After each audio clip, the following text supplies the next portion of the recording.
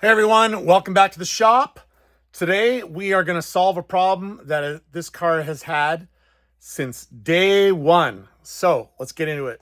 Okay, so from the very first time that I ever had this car going, it had a power steering whine. So I will play a clip now of the whine.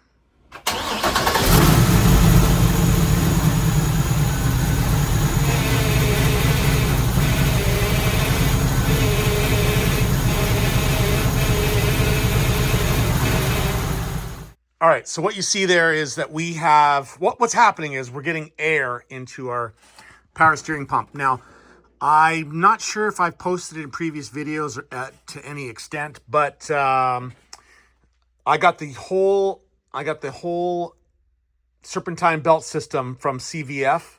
And when I started the car and I had this whine going on, I contacted them. They sent me a brand new power steering pump. They didn't even fuss about it. Sent me a brand new one, and I went through the whole proper procedure of bleeding the system, and I could get it so it had no whine, but it still had a problem with being over-assisted on the road, like driving down the highway. It had too much assist, and then when you go to parallel park or, one of those situations where you're moving back and you're turning the wheel at low speeds, it didn't have enough boost. So so they suggested that I needed to have a different reservoir. This is my fancy new reservoir from PSC. They recommended this one. It actually has a system inside there to separate air and oil, but to be honest, it didn't really help the situation. It's also got a fancy little filter in the bottom of it, but it's got way bigger capacity than the previous one. Anyways, still had the whine, and what I landed up doing was I have a vacuum pump here. This is a vacuum pump, and I could take the vacuum pump, all right? If I put the vacuum pump on top of here with using a rubber O-ring, and there's a vent hole there. If I run the pump while turning the steering back and forth, I could get rid of all the air in the system, and it made no more whining, and all was fine. But the very first time I go and autocross the car and I rev it up to, 65 or 7,000 RPM, the air comes back, and it's because it's cavitating. It's literally overspinning the pump. So this pump, I looked up the specs on it, and the manufacturer says that it should not rev higher than 6,500 RPM. Well, it was revving to 11,000 RPM. So what I then did was I searched and I found myself a smaller pulley down there, like the crank pulley. I had a 7-inch one, and now I have a 6-inch one. And anyways, the pump spins a lot slower, but it's still, when you rev it up too high, it will still cavitate, put air in the system. Once air in the system, it just seems incapable of getting rid of it. No matter how long you drive, it'll have air in there until I do the little vacuum thing, and then I can get rid of it. So I finally just got tired of it. Oh, one other thing I changed was I tried 2 more brand new steering racks. I tried another brand new steering rack from Speedway Motors, the same model that came with this whole front suspension system. I thought maybe I just got a dud power steering or a steering rack. So I got a brand new one, and it did exactly the same thing. And so I went to Detroit Speed, because they make a rack that bolts right in and is a motorsports rack and claims to, solve all these problems. Well, it was doing the exact same thing. Another thing I did was... So, obviously, it's a real problem, especially, when I go to a car show and I'm just trying to back into a spot and the car is just whining like crazy, with the power steering. It's embarrassing. And then, there are times where it just doesn't want to turn. So, 3 different racks, 2 different power steering pumps, 2 different reservoirs, and the problem still persists and everything. It still was a problem. So, the other thing is it's over boosted on the highway.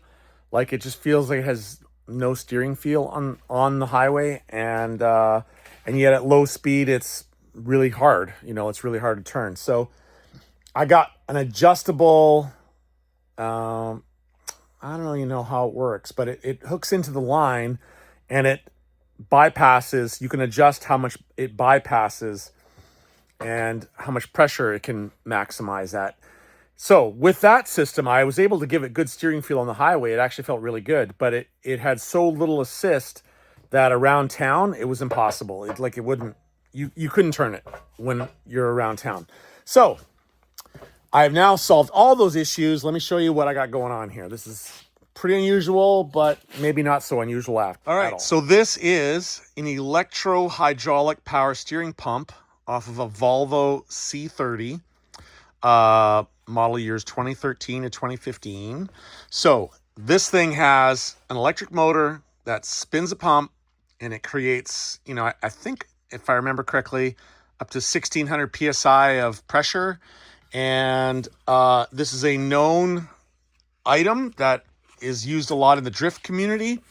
So I was like, well, I'm going to give that a try too. So, because they're mounting these things in the trunk of their cars, and they're spinning their motors really fast for long periods of time as well. So I was like, if it works for them, it's going to work for me. So that was cheap. You can get these on eBay for about $200 US, but I got mine at Rock Auto. This is remanufactured, so in theory, it's going to be better. So, and then this, I'm using these for mounting it, like rubber mounting it's there, so none of the vibrations of the motor are going to be heard.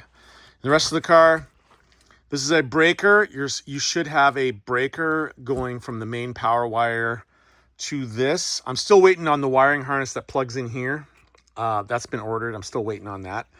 And this is the real deal right here. This system here, this is made by I can't remember their name. Let me get their name here. Servtronic. Okay, so Servtronic makes this wiring harness, and this is plug and play. So you plug this into the unit. It plugs in right there. Those are your power and your ground. But this plugs in right there. It has a built-in relay, so you'll have constant, battery voltage here. And then this will turn it on. Like this Servtronic wiring harness turns it on. And this is GPS. So it takes your GPS signal and it changes how much assist it has based on your speed. So if you're going slow around town, you need more assist. It spins the pump faster. When you're on the highway, it spins the pump slower, reduces the pressure, gives you all your steering feel back. So I think that's super slick. I can't wait to try that out again. Also, this is PTFE. This is -6 PTFE hose, good for 2000 PSI, and the fittings specific for PTFE hose. And this is push lock hose for the return line. Return line does not have a lot of pressure in it. This is good for 200 PSI. That's all I need. So I'm going to mount this in the trunk. I need more weight in the back of the car anyways. So this is going to go in the trunk. On the opposite side is my oil tank for the dry sump system. So let's get into it and get this installed.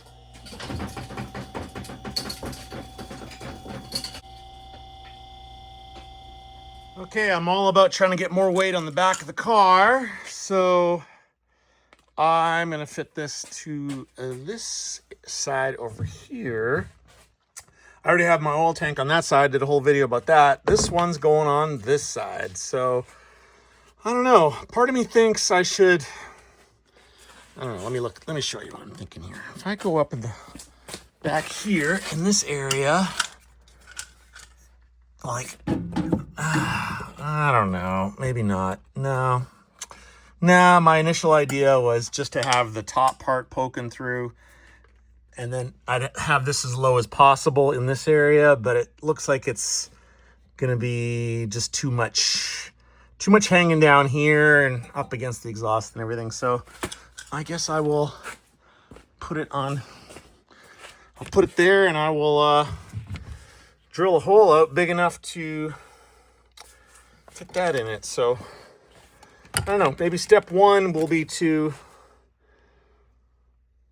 do some CAD design to figure out exactly what shape I need to cut out so that this just pops right in there. I think that's what I need to do first. All right, so I cut out a piece of cardboard and so that that fits in tight in the hole, and then I took the piece that I cut out of that piece of cardboard and I placed it here. So this is, yeah, that's the orientation of how it's going to be. So now I gotta mark it and figure out a way of cutting that hole out. Hopefully it goes a little easier than that side. If any of you don't remember how hard it was to cut that damn hole on that side. Hopefully I got something better figured out for this side. All right, well, there's the hole. Let's see if this fits in there. I'm thinking it's probably gonna fit real nice. Oh yeah. Yep, that's pretty good. So I think, I don't know, this is the line, the pressure line. This is the return line. I guess I'm going to have to do something. I'd like to get it through this quickly to run underneath the car instead of running it, I don't know, up there and somewhere and down. I think I'd rather start doing it here because that's what I did with the lines for that. It worked out pretty good. And it's the underside of the car is the same on this side as that side. So, yeah, I guess I'm going to now get my little rubber bushings and bolt it down and then start running the lines. So it's mounted. I got the rubber bushings, urethane, you know, top and bottom here, and it's firmly in there. So now I gotta run the lines, and hey, maybe I can plug in that wiring harness and the GPS thing too and see. Oh, I got to find a source for power back. Not power, but keyed on power. So ignition comes on. I got to find a source for that back here. I don't know what I have back here. It'll give me power. Lid and the key is on. I may have to run a dedicated wire. Well, we'll see that. Run into that when we get there. Hey, so I worked on the car yesterday and then went to bed. And at 3:15 in the morning, I woke up thinking about it and couldn't get back to sleep. And I just came out to the shop and I completely forgot that I was a YouTuber and I didn't get any video of the hose installation, but I ran the hoses. Hoses are run to the front of the car. They're hooked into the rack up front, and it's now 5:25. Yep, thereabouts in the morning. And I've jerry-rigged some wires. So let's put some fluid in this thing and see what happens. Ever seen a funnel like this before?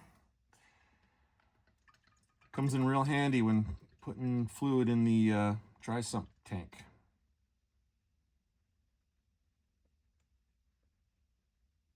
Oh, that's all it takes?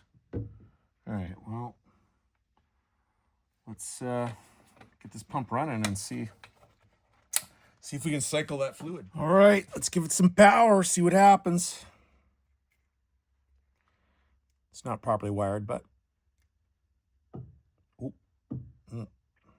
it's making a noise. It's probably searching for a GPS signal. I'm in my garage, so it's not getting much of a signal, but I think looking at the instructions, this might be normal.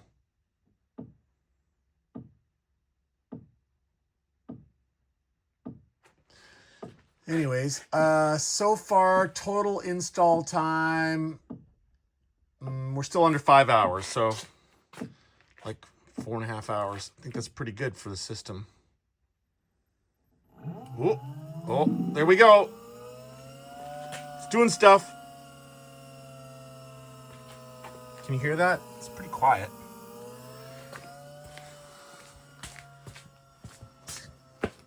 See if we got any leaks. No leaks anywhere. No puddles under the car. Well, let's see if it actually steers. No. Nope. It's not making enough pressure, but that could be because I've got really sissy wiring going to it. So I should probably wire this thing up properly. All right. Well, when I come back, I'll have proper wires on this thing. Holy cow, I just added some thicker wires to it, and check this out. On the ground, steers easy. Oh, that's amazing.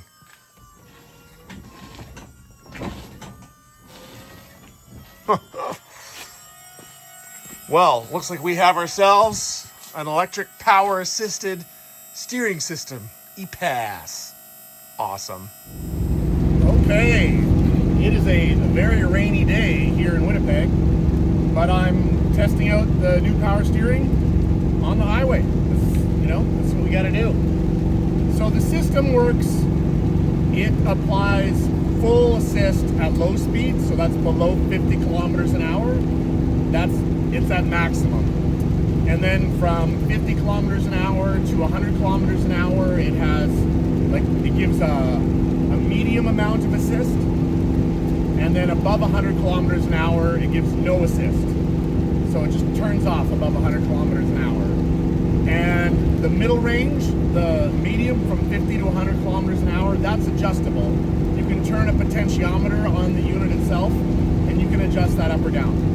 So I'm currently doing 86 kilometers an hour, so I'm in the middle range, and it's definitely got better feedback and feel than it did before with the old engine-driven pump.